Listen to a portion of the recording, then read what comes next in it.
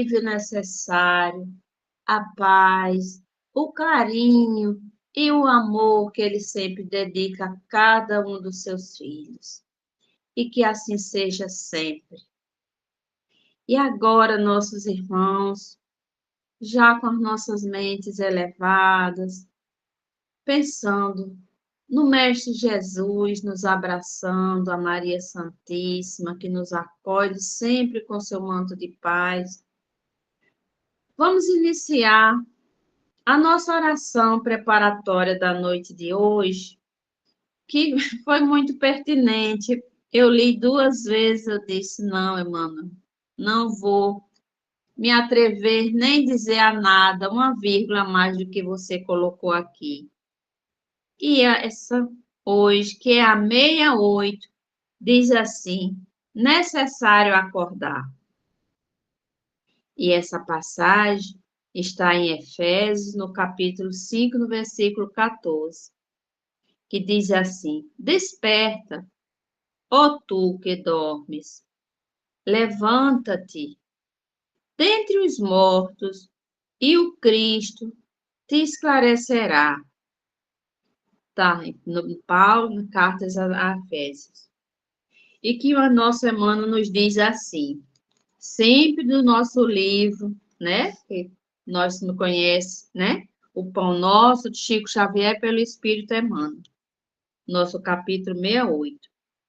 E Emmanuel nos fala assim, grande número de advertícios ou não ao círculo do cristianismo acusa fortes dificuldades na compreensão e aplicação dos ensinamentos de Jesus. Alguns encontram obscuridades nos textos, outros perseveram nas questiúnculas e literárias, inquietam-se, protestam e rejeitam o pão divino pelo envoltório humano do que necessitou para preservar-se na terra. Esses amigos, entretanto, não percebem que isso ocorre porque permanecem dormindo, vítimas de paralisias das dificuldades superiores.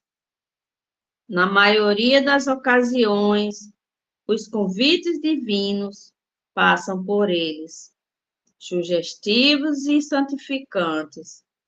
Todavia, os companheiros distraídos interpretam-nos por cenas sagradas, dignas de louvor, mas depressa relegadas ao esquecimento.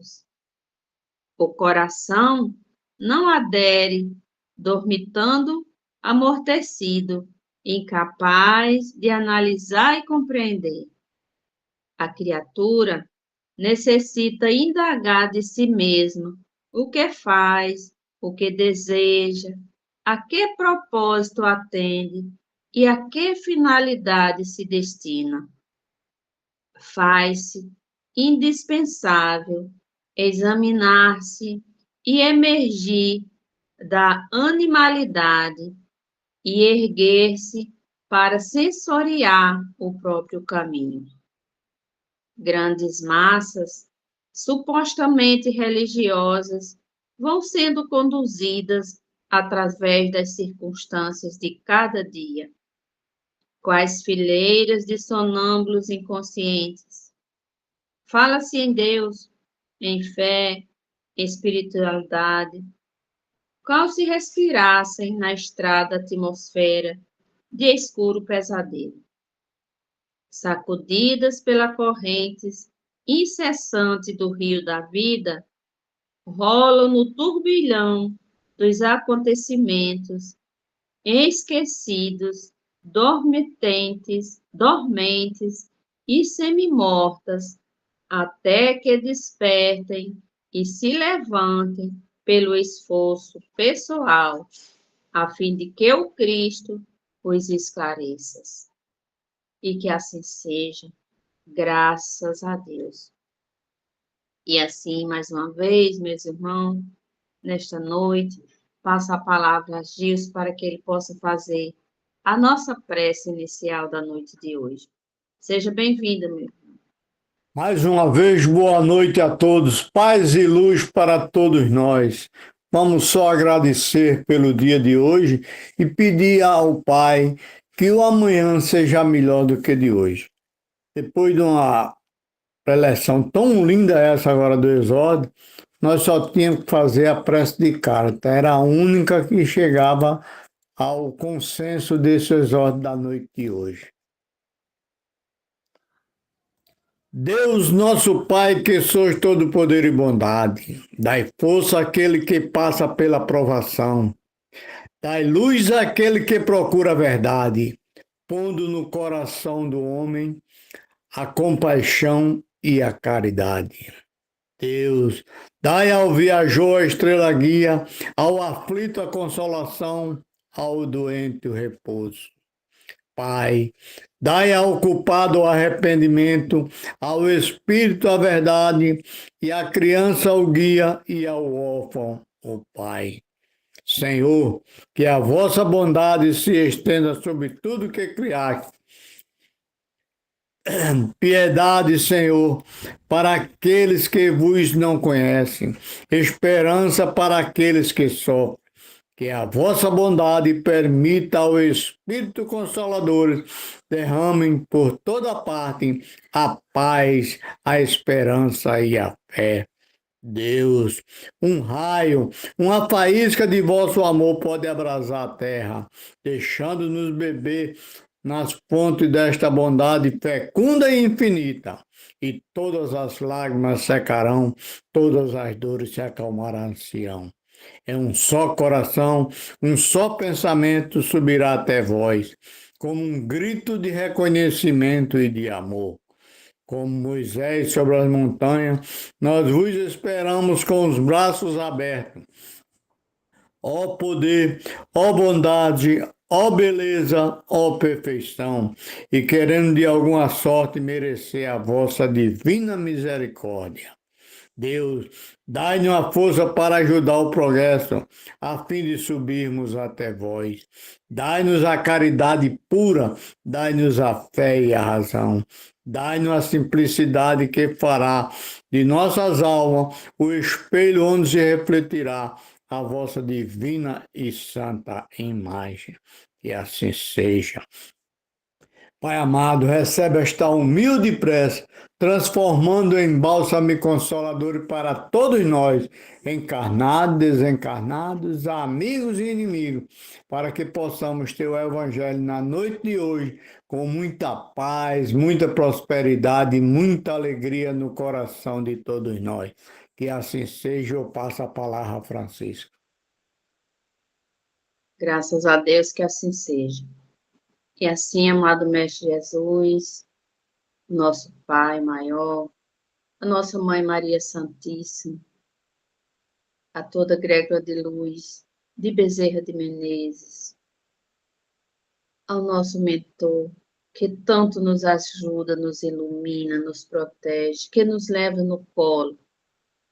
Pedimos a permissão para iniciar o nosso Evangelho, passando a palavra ao nosso irmão Ivan, onde fará a leitura e a explanação, com muita paz, com muito amor e muita iluminação. Seja bem-vindo, meu irmão.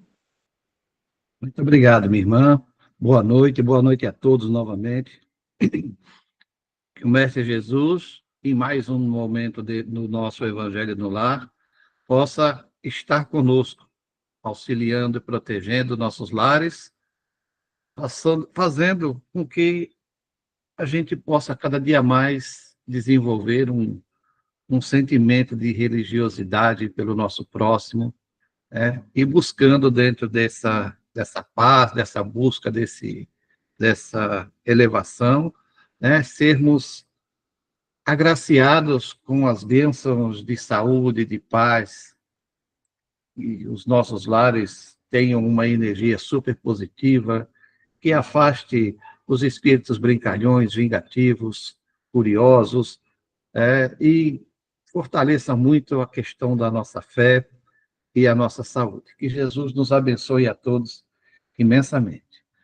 Hoje nós estamos no capítulo 4, ninguém pode ver o reino de Deus se não nascer de novo, e eu, obrigatoriamente, hoje terei que falar do meu amigo Nicodemos, tá certo? Eu sempre consigo colocar ele aqui, mas hoje não tem como deixá-lo de fora.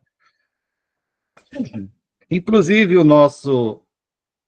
a programação que fizeram é a partir do item 8, mas se eu for a partir do item 8, a citação principal fica fora, né?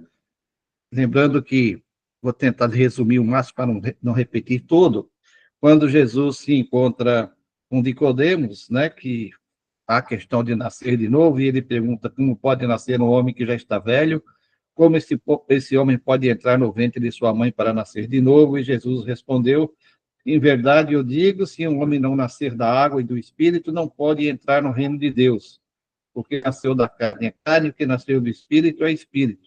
Não há por que admirar que eu afirmo que é preciso nascer de novo. O Espírito sopra onde quer e pode-se ouvir a sua voz, mas não sabemos de onde ele vem, nem para onde vai. O mesmo ocorre com todo homem que é nascido do Espírito.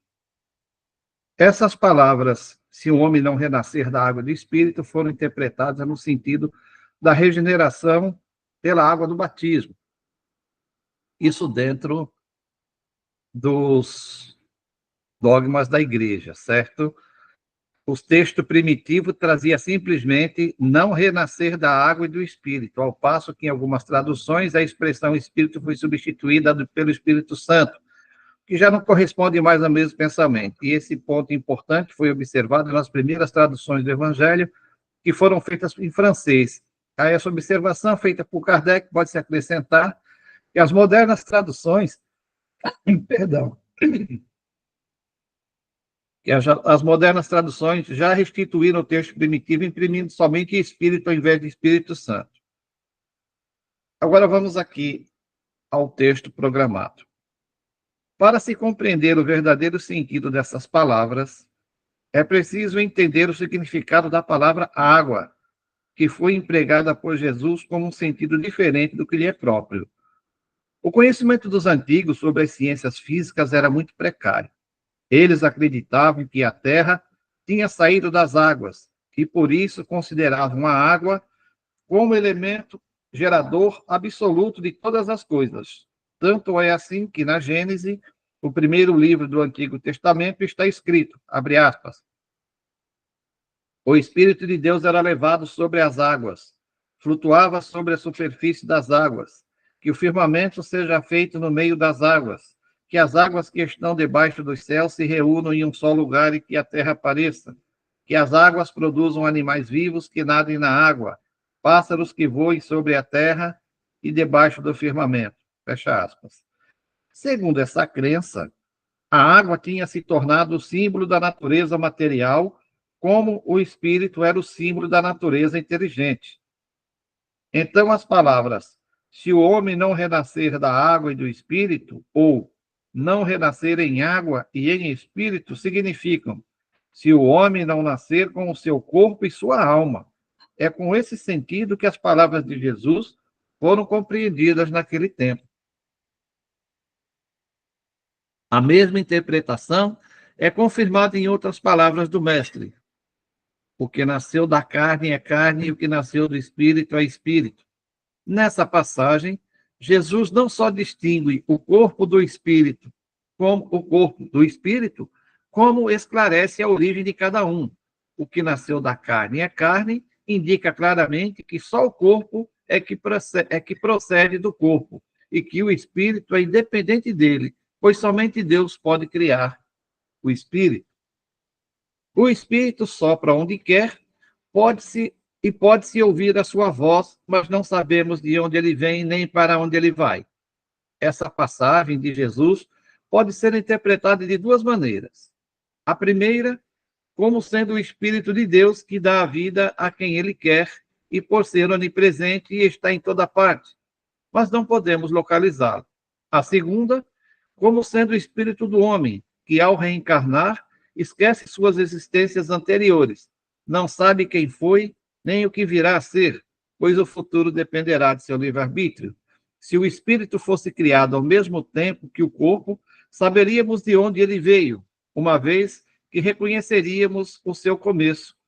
Assim como em qualquer uma das duas, assim, com qualquer uma das duas interpretações, essa passagem é a confirmação do princípio da pré-existência da alma e, por consequência, a confirmação de que o espírito vive muitas existências. As pessoas, mesmo os religiosos daquele tempo, eles tinham muitíssimo pouco conhecimento sobre isso, né? Não era um fato comum. Tanto que, às vezes, que chegaram a perguntar para Jesus como faziam para ganhar a vida eterna, é porque eles imaginavam que a vida se acabava. Que algumas pessoas, em virtude de um determinado tipo de comportamento, ganhariam esse prêmio, digamos assim, de ter uma vida eterna, né? E que eles achavam que provavelmente seria na própria Terra, porque eles imaginavam também que o próprio corpo voltasse, o que era chamado na época de ressurreição, né? Seria o corpo retornar à vida, ele ressurgir. Agora, eu ouço falar de ressurreição, né? Eu tenho um pensamento bem pessoal sobre a questão da ressurreição. Se, de fato, o espírito retornar à vida como ressurgir, né? Então, ele surgiu em algum canto e ele ressurgiu. Qual é a origem mesmo do espírito? É o plano espiritual. E quando se fala que a ressurreição, quando se substituía a palavra encarnação por ressurreição, a gente entende que, para se ter uma boa ressurreição, era necessário que se tivesse aqui essa vida, né, positiva, organizada, com respeitabilidade, com amor ao próximo, com respeito e amor ao Deus. Então, isso seria necessário para se ter uma ressurreição positiva, que no caso seria quando se retornasse ao plano espiritual. Esse é um pensamento muito particular que eu tenho. Eu sempre imagino que ressurreição é o espírito retornando à pátria espiritual. E essa ressurreição, seja positiva ou não vou dizer negativa, ela é um fato comum, é um fato, como eu diria, natural, mas é para a questão de se ter uma ressurreição no plano espiritual positiva, seria, né, o ganhar a vida eterna, no caso, seria ter uma vida positiva, participativa, como eu disse, todas aquelas condições especiais que desse o merecimento do conforto espiritual ao retornar à pátria espiritual. Aí, palavras de Jesus no Evangelho de Mateus. Acontece que desde o tempo de João Batista até o presente, o reino dos céus é desrespeitado e tomado pela violência, e são os violentos que o arrebatam. Assim profetizaram todos os profetas e também a lei, e querem entender o que eu digo. João Batista é o Elias que já veio, que ouça aquele que tem ouvidos para ouvir. Pois bem, então Jesus aí confirmando a respeito da reencarnação, a dúvida que o meu querido amigo Nicodemos tinha lá com Jesus.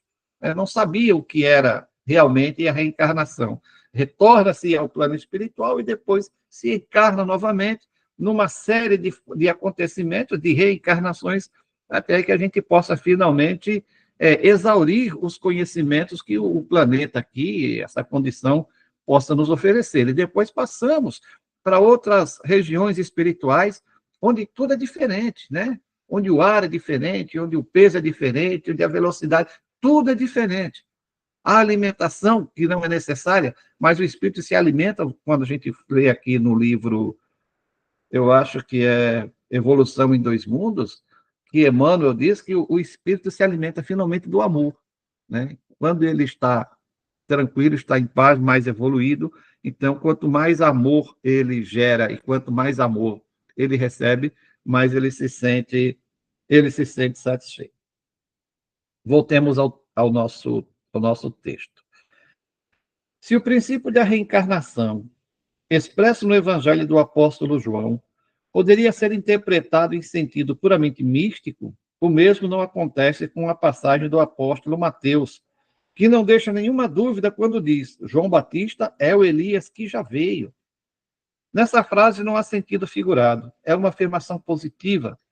Desde o tempo de João Batista até o presente, e o reino dos céus é tomado pela violência, significa que essas palavras, se na ocasião em que Jesus as pronunciou, João Batista ainda vivia, ele mesmo as explica dizendo: não querem compreender o que eu digo. João Batista é o Elias que já veio. Sendo João Batista o próprio Elias reencarnado, Jesus refere-se à época em que João Batista era Elias, deixando claro que ambos são o mesmo espírito em duas encarnações distintas. Fato é que nós conhecemos até, está citado na Bíblia, quem são o pai e mãe de João Batista. E que Isabel, a mãe de João, era a prima de Maria. Num livro Meu nome, meu Deus. Eu acho que é Humberto de Campos. Ele fala que quando elas estavam grávidas, elas se encontraram. E os dois espíritos, e elas sentem os espíritos se movimentarem de uma maneira diferente das outras vezes, ainda no útero das mães, quando um sente a presença do outro. É um conto bem interessante. E o João Batista, né? Ele se sentia assim como uma autoridade. Todos os profetas tinham assim essa autoridade de trazerem aquele tipo de ensinamento e exigirem das pessoas a mudança. Então, ele pregava uma vida bem moralizada, né? Uma alimentação frugal. Ele mesmo, né, se vestia com, diz o texto, ele se vestia com pele de camelo, né, com tranças de fio do pelo do camelo. Ele vivia como um ermitão, se alimentava de mel e de gafanhotos, né? Não comia carne, esse tipo de coisa. Ele era bem radical mesmo, tanto é que ele é chamado em algumas situações de a voz do trovão, o trovão do deserto, a voz do deserto, uma coisa assim. Ele era muito incisivo nos ensinamentos, né? Mesmo a ser bem bravo, fato que terminou provocando o seu desencarne, quando ele acusa a, a mulher do rei lá, né, a rainha do tetrarca lá, de ser uma mulher leviana, né? Então, por causa disso, ele termina sendo condenado à morte naquela situação lá da dança da jovem lá, que o rei ficou tão abismado, pediu alguma coisa. É porque naquela época existia uma situação que era o seguinte: tudo que o rei decidisse não poderia ser negado. Então, até hoje, o pessoal diz, né, palavra de rei não volta atrás. Mesmo que fosse um absurdo, a autoridade dele era tanta que não podia voltar atrás. Ele mesmo não podia desdizer o que havia dito. Então, se cometia, de vez em quando, alguns fatos muito negativos, como foi esse da morte de João Batista, né? Ele podia muito bem dizer, não, aí isso aí não vai fazer isso aí, mas em virtude do poder da própria voz, ele não pôde fazer nada e tiveram que finalmente cumprir o que ele já tinha dito, que fosse o que fosse solicitado, mesmo que fosse um absurdo, teria que ser realizado, e de fato foi. Então, João Batista, nesse tipo de ensinamento, né, de fazer com que as pessoas começassem a se mudar, ele criou ali o batismo. Então, quando as pessoas se batizavam, né, diferente do que a igreja hoje utiliza, de que as pessoas vão contar os seus pecados, né, para o sacerdote, com João Batista era diferente. Estava reunido todo mundo lá e o camarada, em alto e bom tom, dizia para todo mundo todos os problemas dele. Aí fazia o quê? Era perdoado ali, ele se transformava como que numa nova pessoa. Então, ele fazia um batismo, certo? E como se fosse um renascimento, eles até também mudavam o nome. A gente vê que tem muitos no Evangelho que, quando fazem a sua transformação, mudam de nome, exatamente por isso. Inclusive, dentro do próprio Espiritismo, a gente fala, né, deixar o homem velho para trás. Né? Coitado do velhinho. A história de deixar o homem velho para trás é o quê? É você se transformar realmente, a partir de um determinado momento, numa nova pessoa. Isso era tão radicalmente feito naquele período que era como se fosse realmente um novo nascimento para uma nova vida, e por isso eles mudavam de nome. E daí ficaram a questão de, quando eu estou me batizando, eu estou renascendo da água. Ficou, então, essa confusão que foi adaptada nessa questão aí do renascimento do homem através da água. E depois tem a história do batismo pelo fogo, né? Que até hoje em dia existe isso. A gente vê que dentro da Bíblia tem uma parte que eu não lembro de que capítulo é, se é lá na lei das leis mosaicas, que ele falava de não passar os filhos pelo fogo, que era exatamente a questão do batismo que existia antes. Alguns tipos de batismo, de uma cerimônia, não é que vai passar pelo fogo, mas era uma cerimônia que o fogo era utilizado, que foi proibida. Mas até hoje nós fazemos com os nossos filhos, né? Levamos para a igreja e batizamos lá na água e no fogo. Porque tem uma velhinha que alguém fica segurando. Hoje em dia é o padrinho. É uma continuidade do batismo pelo fogo. O batismo pela água e pelo fogo que nós continuamos mantendo. As mulheres usarem o véu dentro das igrejas, mantém-se o costume dos judeus daquela época. E todas as mulheres usavam um véu sobre a cabeça. E dentro da igreja, inclusive, utilizavam. E como respeito, olha, são coisas que foram adaptadas. As nossas festas juninas substituíram as festas das colheitas, né, que eram festas estrondosas aos deuses da Hera, por exemplo, na mitologia grega, e outros deuses da mitologia romana, e todos os povos tinham os seus deuses que eram homenageados nas colheitas como sendo responsáveis. Então, a igreja foi substituindo os santos e colocando nas datas dos pagãos para ir apagando, ao longo do tempo, aquele costume social. Muito bem. Se o princípio da encarnação, expresso no Evangelho do apóstolo João, podia ser interpretado em sentido puramente místico, eu já vi essa parte aqui, né? Muito bem. Então, desde o tempo de João Batista até o presente, o reino dos céus é tomado pela violência. Que significam essas palavras se, na ocasião em que Jesus as pronunciou... já li isso aqui também. Poxa vida, estou me perdendo aqui. Vamos adiante. Até hoje, o reino dos céus é tomado por violência. Nessa passagem, Jesus refere-se à violência da lei de Moisés, que determinava o extermínio dos infiéis para que os hebreus ganhassem a terra prometida, verdadeiro paraíso para eles. Todos os povos, ou quase todos os povos daquele período, eles, toda vez que um país dominava o outro, forçava também, dentro dessa sociedade, os seus costumes de religiosidade. Por isso, toda vez que os judeus, ou parte deles, eram levados como escravos para algum canto, na volta, tinha que se observar novamente para se acabar com os costumes.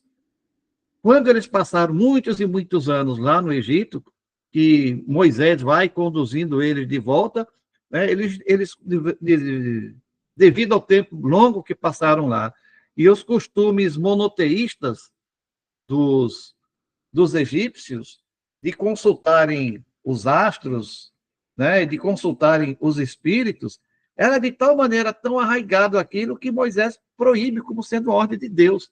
Ninguém, a partir desse momento, vai consultar mais nada. Inclusive, fala dos batismos do fogo, como eram feitos no Egito. É nesse período aí que ele fala sobre isso também, que ninguém vai passar seu filho pelo fogo. E isso permanece muito tempo ao longo da história humana. E é por isso que Jesus disse, tomava-se o céu pela força. Por quê? O camarada era obrigado a fazer isso. E depois dele, continuou, utilizando, inclusive, ele próprio como referência da luta dos cristãos contra os povos ateus, os pagãos, enfim. qualquer um que não fosse da mesma crença, da mesma igreja. Então, em nome de Deus, continuou-se tomando a violência. Ainda hoje nós temos povos que, em nome dos seus deuses, continuam, né, massacrando, fazendo de maneira extremamente criminosa, como se Deus fosse aquele ser. É realmente, como eu sempre digo, aquela dificuldade que nós temos de nos elevarmos até Deus. Então, nós trazemos Deus, rebaixamos Deus mais a nossa imagem, né? Como cheio dos defeitos humanos, né? De vingança, né? De não perdoar, de se vingar, de se arrepender do que fez, como está mesmo descrito com essas palavras até no Antigo Testamento. Né? A gente sabe que quando Jesus vem para nós, olha, por isso que o nosso espiritismo, por que a gente não fica discutindo os temas do Velho Testamento? Embora haja muita sabedoria ali também, que a gente busca uma hora por outra e vai conseguindo perceber. Porque muitas histórias ali são, de fato, a parte histórica da vivência do povo hebreu. Né? Discutir as linhagens dos reis, né? Heróis da raça, mas a gente tem o quê? Jesus, o Espiritismo se prende às leis morais do Cristo, exatamente para evitar que se discuta isso para cá, isso para lá, como ele diz, o próprio... Tem um capítulo aqui que fala da questão da diferença de interpretação, né? Cada religião interpreta de uma determinada maneira, o que gera discussões infindas. Então, nós nos prendemos às leis morais do Cristo. Sempre porque ele diz que ele é o caminho, a verdade e a vida. Então, a gente não precisa se apegar a fatos históricos que não os narrados por ele próprio, que para nós hoje são fatos históricos, mas é um manual de comportamento ético-moral suficiente para todos os povos da Terra, né, em todos os tempos, com a única opção de que nós, através desses ensinamentos, mudemos os nossos pensamentos e as nossas atitudes em busca do nosso conforto espiritual, que, em um determinado momento, vai chegar o instante do nosso ajuste com a nossa própria consciência. Nós não vamos passar por um juiz como a gente passa aqui na Terra quando comete alguma penalidade. Mas, quando retornarmos ao plano espiritual, quando fizermos a análise de quem nós somos e do que fizemos, e comparar com as promessas que deixamos lá quando partimos, vai ser o suficiente para nos sentirmos muito culpados e nos penalizar, embora o Pai não penalize a nenhum de nós. Essa semana eu peguei um livro aqui de Humberto de Campos e abri ele assim aleatoriamente, eu não lembro o nome, é do livro Estante de Vida. Eu acho que é o item capítulo 18. Um irmão vai reencarnar e ele fazendo um compromisso. Olha, eu quero passar por tais situações assim, assim, assim. E ele vai descrevendo todos os males que ele quer portar durante a sua encarnação. Quero ter o corpo cheio de chagas para me lembrar que o mal que fiz, etc. E tal. Aí o irmão lá da equipe espiritual chama ele e disse, olha, Deus não quer sacrifício, né? Deus quer o compromisso, mas não o sacrifício. Então, pelo compromisso, pela atitude, você vai ser médio na Terra.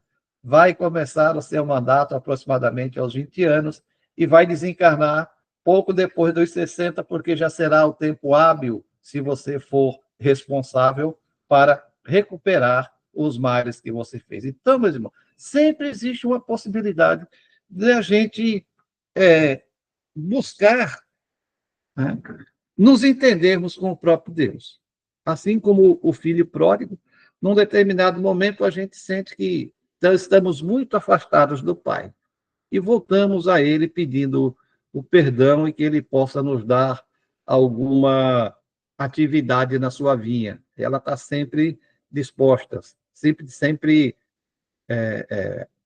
apropriada ali para que a gente possa usar minimamente o que nós tenhamos capacidade de fazer para fazer ainda muita coisa em prol de nós mesmos, mas principalmente do próximo, porque quando a gente trabalha em prol do próximo, a gente trabalha em prol de nós mesmos. Essas palavras estão muito bem fixadas dentro do Evangelho de Jesus, e dentro até quando a gente começa no Espiritismo, estudando o Esdras, a gente fala que, né, a procura por Deus não é na vertical, como era antigamente, né? Você fica só, não, Deus e os outros não importa. A minha ligação é apenas para Deus, mas não.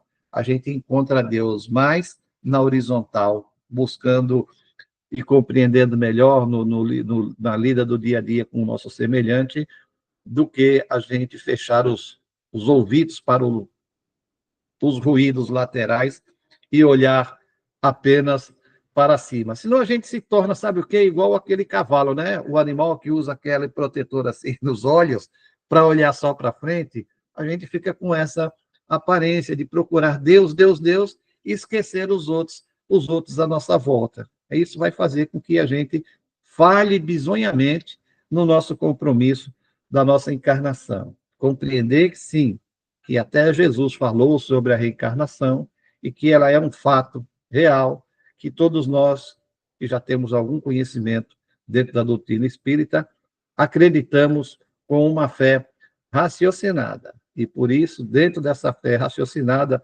dessa certeza, que procuremos viver mais de acordo com o Evangelho para valorizar o máximo a nossa encarnação, em busca de que, na desencarnação, estejamos consoladamente tranquilos e felizes. Muita paz e luz a todos. Que Jesus nos abençoe imensamente. E eu quero também agradecer pela graça, a bênção alcançada. Uma prima minha passou por uma cirurgia bastante complicada. Apesar de todo o medo, foi muito bem sucedida a energia, mas ela entrou num problema de uma infecção hospitalar. E hoje, agora há pouco, nós tivemos a notícia de que a infecção foi debelada e ela está se recuperando muito bem, graças a Deus. Então, meus irmãos, nós vamos, em agradecimento, nós vamos então fazer a nossa oração, minha prece diária. Agradecemos a Deus, nosso Senhor, a proteção, auxílio e graças recebidas no dia de hoje, e rogamos nos conceda a graça maior de poder concluir na vida presente o aprendizado necessário de que carecemos para alcançar a luz espiritual, que nos elevará à categoria de Espíritos de Deus. Rogamos a Jesus, nosso irmão maior, que abençoe os nossos passos e nos ilumine o caminho, para que possamos percorrê-lo com sabedoria e segurança. Rogamos a Jesus, nosso modelo e guia, paz e luz ao nosso espírito, assim como para todos os que nos são caros, e também aos nossos inimigos, a fim de que um dia possamos tê-los como amigos e unidos possamos elevar o nosso agradecimento ao Senhor.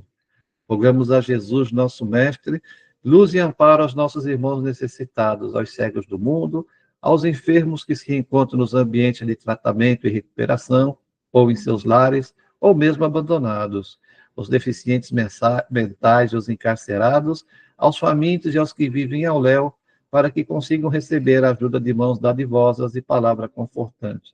E rogamos finalmente a Jesus, nosso amigo, proteção e amparo a todos os nossos irmãos encarnados e desencarnados, para que, sob a tua paz, sob a tua luz, possamos realizar as diretrizes do Evangelho, possibilitando finalmente a implantação do reino de Deus na terra.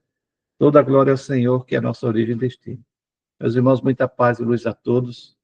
Que Jesus nos abençoe imensamente.